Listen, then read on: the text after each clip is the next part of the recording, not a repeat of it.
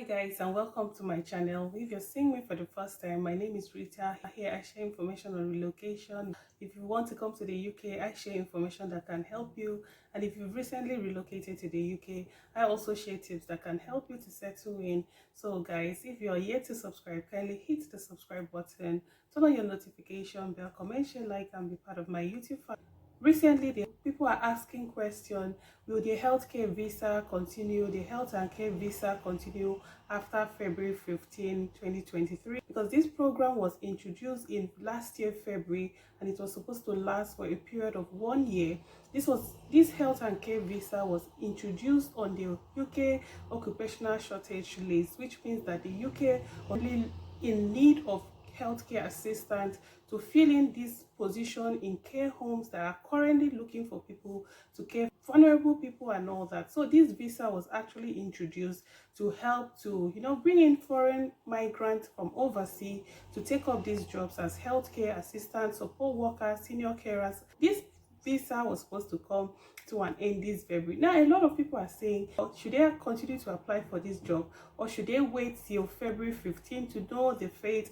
But right now the UK government has not officially said anything concerning this issue as to whether they want to continue with this visa or they want to end it. So nobody knows if this visa is still going to continue after February 15, 2023. So MAC, an independent body that advises the government on immigration matter, has actually given updates concerning this issue. They have come to advise the UK government on what to do. Guys, in this video, I'm going to share with you what the updates.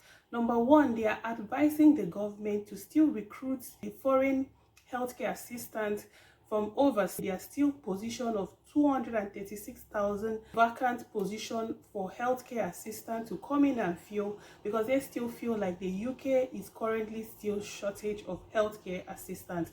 There are still lots and lots of positions to be filled in. So the UK is still very much in need of healthcare assistants or support workers. But most care homes in the UK are currently looking for people to come in to work to support vulnerable people. So they are advising the government that they are still in need for carers, they are still in need for support workers. So they are advising the government to still keep on employing people to fill these vacancies. So guys, it should hope, because definitely there's still demand for healthcare assistants or support worker or senior carer. So if there's still vacancy, definitely they will still want the UK government to recruit healthcare assistants from overseas. Number two, they recommended that they want the UK government to up the salary of healthcare assistants from £9.50 to £10.50, because currently if you're working as a carer in the UK, you are entitled to earn £9.50, but they feel like, some people feel like they are being underpaid for the service they are offering, because these are some of the reasons the NHS are currently on strike, the paramedics, because they feel like they are being underpaid. The salary is not enough.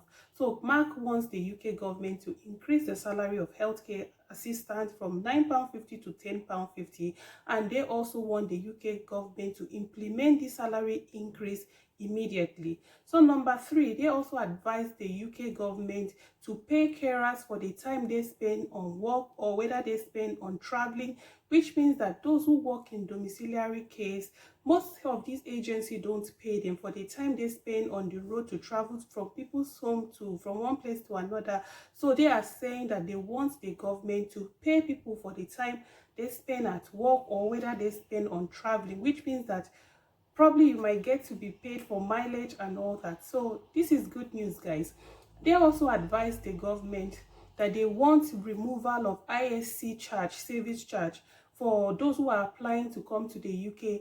If you apply to come to the UK to work as health and support worker, you were supposed to pay a certain amount ISC, which is immigration service charge. The UK government charges you a certain amount of money when you are applying for health and care visa, but they are saying they don't want this charge again on this visa. So if you are going to apply for it, you shouldn't pay this ISC service charge. So guys, this is good news. Four, they also asked the UK government to make this health and care visa to be permanent, that they don't want it to have a certain sunset date. Like I shared before, that this visa was supposed to be for a period of 1 year, because it was introduced on February last year, and it was supposed to come to an end February this year.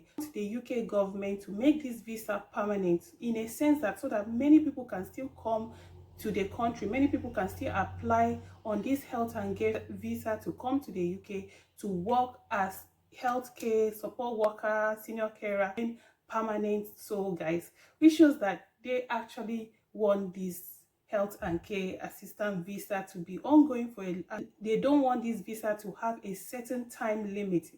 They don't want it to be probably for a year or as it was supposed to be. So they want it to be remain as long as possible. 5, they also advised or recommended that they want this health and care visa to still remain on the UK shortage occupational list. Jobs that the UK needs a quite number of people to come in and fill, this position, take up these jobs. So they still want this job to remain on the UK shortage occupational list. They want the UK to keep on employing people, many people to take up this vacancy, many people to keep applying to come to the UK to work as health and care assistant. So guys, it's definitely good news, which shows that this program might not probably come to an end after February 15. It shows that people can still apply to come to the UK to work as healthcare and support worker.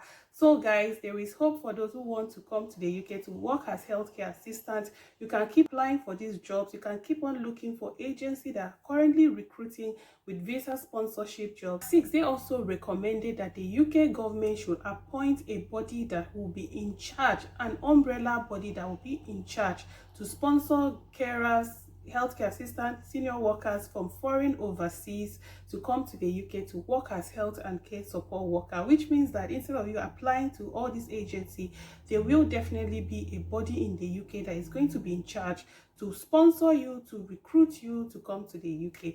So guys, and I also want to point out so many things in this video. I've been recently hearing so many things going on concerning this health and care visa. A lot of people have been asked to pay ridiculous amounts of money to get these jobs because they were desperate, thinking that this visa is coming to an end. So a lot of people wanted to take chances and all that to come to the UK to fill in to work as health and care support worker.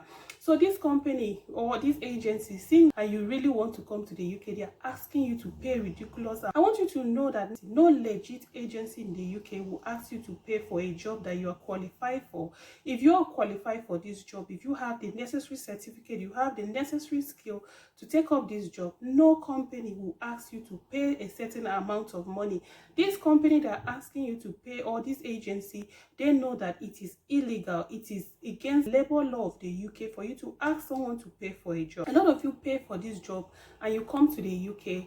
You are meant to work in unfavorable condition. You are meant to break your backs for them. Some of you are not even paid for the hours you've worked. Some people work for 12 hours and they end up getting 10 hours.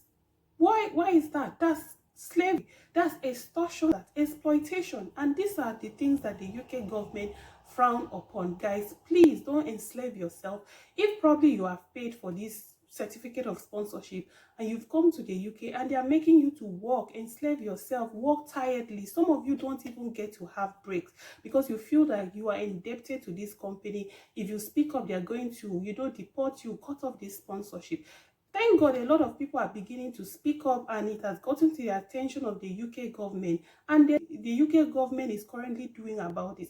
Most of these agencies, their license are being taken away. Just think about it. If this license is being taken away from this agency that currently sponsor you to come to the UK, it means that you don't have a job. It means that you face a risk of deportation. Then we are going to give you a certain weeks, months, or 60 days to look for other agencies to sponsor you. And if not, you will be deported. You will lose your, because you got it through illegal way. So guys, before you pay for this, sit down. I know a lot of you are desperate. Sit down and think about it. Is it really worth it? Do you want to come to the UK and after you pay this ridiculous amount of money and you are sent back home? It's not really worth it. These are jobs you can get by yourself if you do your research. These are jobs that you can actually get free of charge. You don't need to pay for something that you can get free of charge if you do your research, if you go online. So many people have gotten this job without paying a dime. Go to indeed.com, look for this job. Go to ukhire.com. You can see all these jobs. So guys, please don't let desperation make you to pay for something you're supposed to get for free. A lot of you don't read your contract. You, because you're excited to come to the UK, you sign up your freedom, you sign up your, your right. Some of you come here and you're faced with so many things. There's a lady that is currently being charged to jail because she didn't sign an agreement. She came in as to work as domiciliary carer. When she came in, she found out that this job was so stressful. She had to look for other agency that can sponsor her, and she got a good agency. So she wanted to leave the agency that sponsored her to come to the UK, not knowing that she was supposed to work with this agency for 5 years before she can actually work with another agency. You've not worked for agency that brought you and you just want to leave. It's not fair on the agency.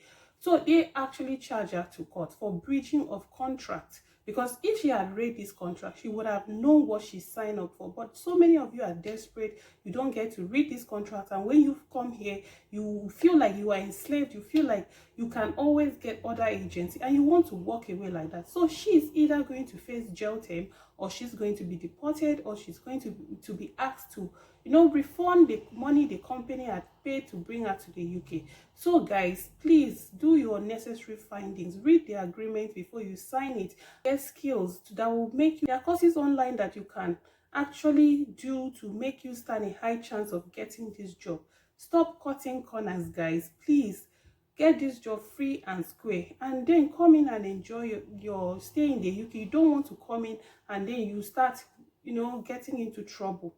So guys, we've come to the end of this video. If you enjoy it, give it a thumbs up, subscribe, share, comment, like, and be part of my YouTube family, and I'll see you in my next